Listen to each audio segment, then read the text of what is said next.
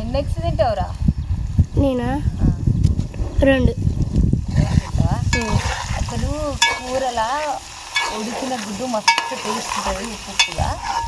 అదే మనం ఉత్తి ఉడకబెట్టుకుంటే అస్సలు తినబుద్ది కదా. మా హాస్టల్లో ఎగ్ చారు చేస్తారు.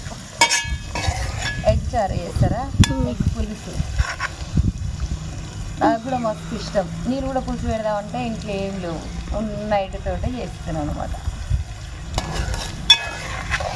కానీ కారం ఎక్కువ వేస్తారా? కారం ఉంటేనే టేస్ట్ ఉంటుంది. మరి ఏ కూర అయినా కారం మసాలాతో టేస్ట్ వస్తుంది. నాకైతే ఇష్టం, కారం ఎక్కువ ఉంటేనే ఇష్టం.